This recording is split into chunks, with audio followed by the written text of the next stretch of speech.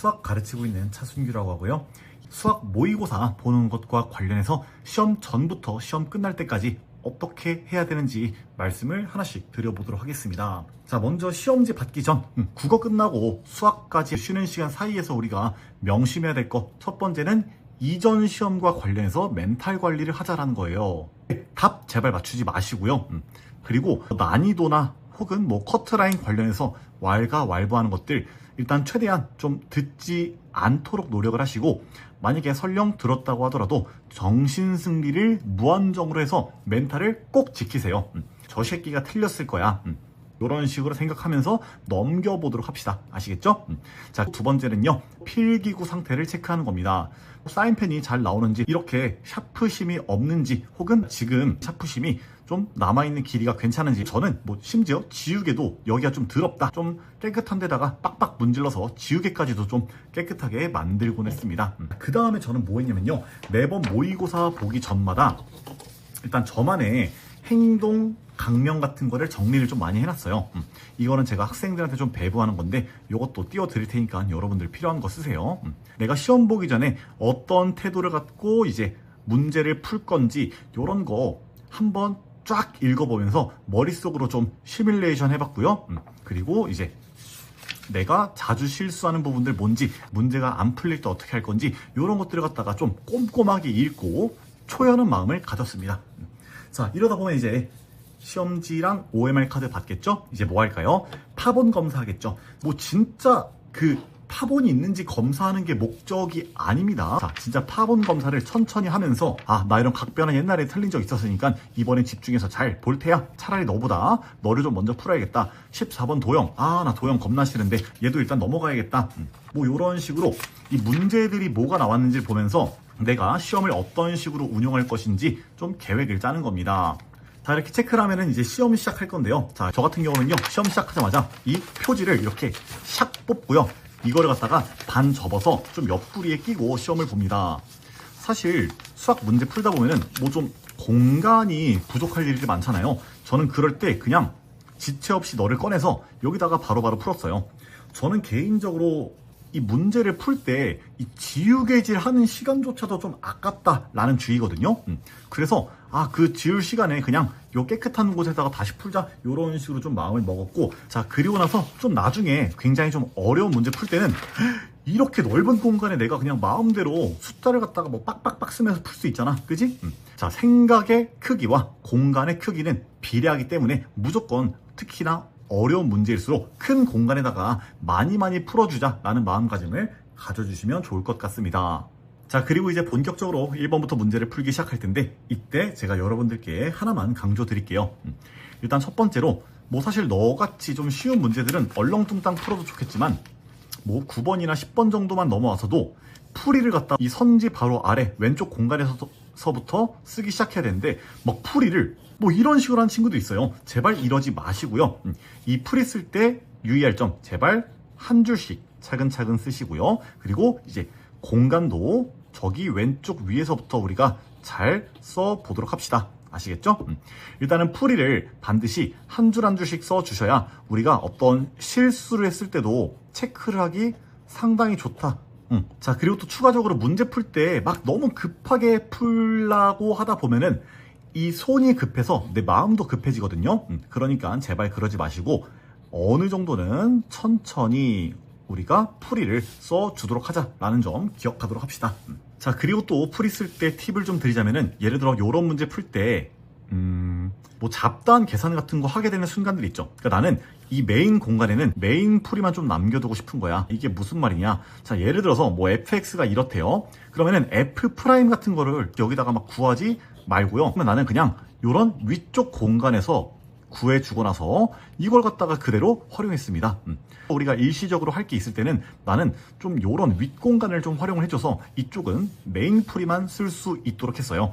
그렇게 되면은 풀이가 훨씬 좀 간결해서 훨씬 더 편리하다는 거 해보시면 느낄 수 있을 겁니다. 아시겠죠? 그리고 이제 15번 같은 거 풀 때도 좀 팁을 드리자면은, 그럼 이런 거는 그냥 웬만하면은 이 좁은 공간에서 문제를 내가 풀어버리려고 좀 노력을 했어요. 그렇게 되면은 이 남은 공간은 사실 어떻게 하는 거예요? 15번을 풀 수 있는 발사대가 될 수 있는 거겠죠. 그죠? 그래서 이런 쉬운 문제 풀 때도 우리가 좀 공간을 갖다가 아낄 수 있는 부분은 아껴주면서 내가 필요한 부분을 좀 더 확보할 수 있도록 하면은 굉장히 좋겠죠? 살짝 응용 버전으로는 뭐 21이나 22 풀 때도 이런 공간들 우리가 빡빡빡 써주면 굉장히 도움 될 거고요. 자, 마찬가지로 이제 뭐 29, 30 같은 거 풀 때도 요 공간들 써주면은 훨씬 더 우리가 공간 활용을 잘할 수 있다라는 말씀 드려보겠습니다. 자, 그리고 이제 본격적으로 문제를 풀기 시작할 텐데요. 이때 제가 몇 개 또 강조를 드려볼게요. 일단 첫 번째는요. 자, 1회독 때는 무조건 강약 약강으로 가는 거예요. 자, 막히면 무조건 넘어가고요. 그리고 자신 있고 내가 풀 수 있는 유형부터 처리하는 거예요.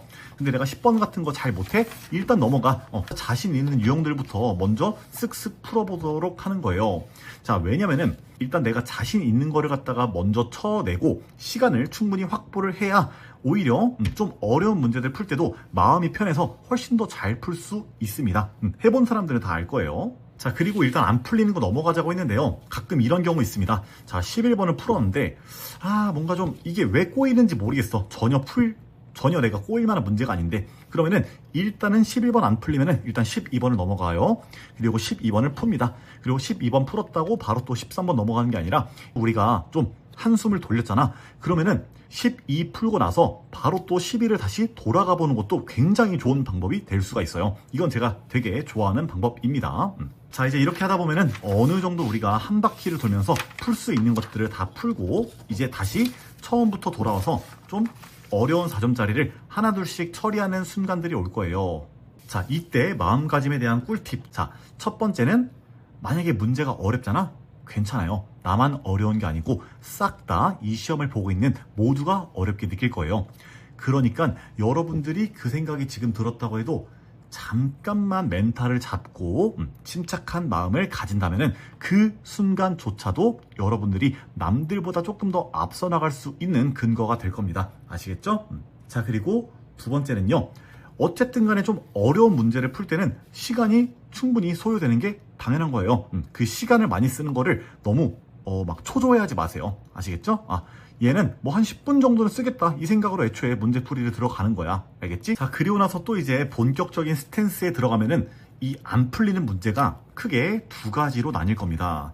자, 첫 번째는 진짜 리얼로 내가 잘 못 풀겠는 문제가 있고요. 그리고 두 번째는 잘 푼 것 같은데 답이 없네 싶은 게 있을 거예요. 자, 일단은 진짜 문제가 안 풀릴 때는 우리가 침착하게 결국에는 좀 손을 쓴다고 될 게 아니기 때문에 좀 손을 쓰기보다는 머리를 굴려주셔야 됩니다. 저는요, 진짜 안 풀리는 문제가 있을 때 어떻게 했냐면요. 자, 첫 번째는 내가 원래 이런 유형 문제를 풀 때 어떻게 하기로 했는지, 내가 저런 유형과 관련해서 행동 강령을 어떻게 정리했었는지 좀 생각을 해봤어요. 쉽게 말하면은 내가 이런 쪽에서 문제 풀 때 쓸 수 있는 공식들, 할 수 있는 생각들이 뭐뭐 있지? 이런 것들을 갖다가 좀 떠올려봤고요. 그리고 두 번째로는 충분히 이 문제가 요하는 게 뭔지를 관찰을 좀 해봤습니다. 그러니까 관찰을 하고 분석을 하면서 이걸로 하여금 통찰까지 이어질 수 있도록 좀 노력을 했어요. 자, 그리고 세 번째는 뭐냐면은 그냥 다른 방식. 그러니까 예를 들어서 뭐 수라고 치면은 뭐 내가 식으로 했는데 잘 안 돼. 일단 그래프도 좀 생각을 해보거나 또는 뭐 내가 어떤 조건 분석하는 데 있어서 그 방향성을 좀 다르게 해보는 것도 도움되겠죠? 그죠? 자, 그리고 마지막이 또 중요한데요. 우리가 지금 이거를 해설지를 쓰려는 게 아니고 정답만 맞추면 되는 거잖아. 그러니까 최대한 어떤 직관과 좀 비스무리한 그 찍기를 갖다가 활용을 하려고 또 노력을 좀 많이 했습니다. 일단 실전이니까 뭔가 그 정답 같은 걸로 어느 정도 우리가 좀 찍어서 맞춰도 되는 거잖아요. 그죠? 단 이렇게 푼 문제는 어느 정도 최소한의 논리적인 검증을 해야겠죠? 그죠? 그리고 뭔가 나 잘 푼 것 같은데 정답이 없네 라고 할 때는 또 세 가지 스텝으로 내가 접근했습니다. 첫 번째는 조건을 갖다가 다시 한번 꼼꼼하게 체크했어요. 내가 조금 놓친 조건이 있나? 혹은 살짝 오독한 조건이 있나? 이런 거를 좀 체크를 해봤고요. 그리고 두 번째는 자, 무조건 계산 실수를 갖다가 체크를 해봤습니다. 혹시 내가 계산 실수했나? 이런 것도 체크를 해봤는데 이때도 꿀팁을 드리자면은 내가 한번 좀 마귀가 들려서 어떤 한 방법으로 구한 게 계산 실수가 끝날 때까지 안 보일 수가 있거든. 그래서 이때도 도저히 좀 계산이 안 되면은 다른 방법으로 계산을 해보는 것도 큰 도움이 될 겁니다. 자, 그리고 이거 두 개도 아니다 싶으면은 그때는 논리 체크를 해봤고요. 이때 또 팁을 드리자면은 논리에 사각지대가 있는지를 좀 생각을 해봤습니다.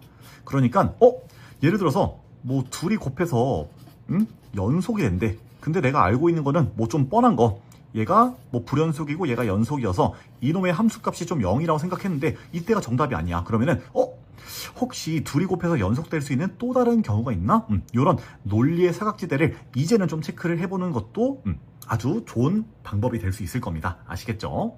자, 이제 이런 생각도 거치면서 우리가 100분을 잘 쓰다 보면은 어느새 시간이 거의 다 끝나갈 겁니다. 자, 그때로 제가 좀 마지막으로 팁 하나 드릴게요. 자, 바로 뭐냐면요. 일단 적어도 최소 10분 정도는 검토의 시간을 좀 써주셔야 돼요.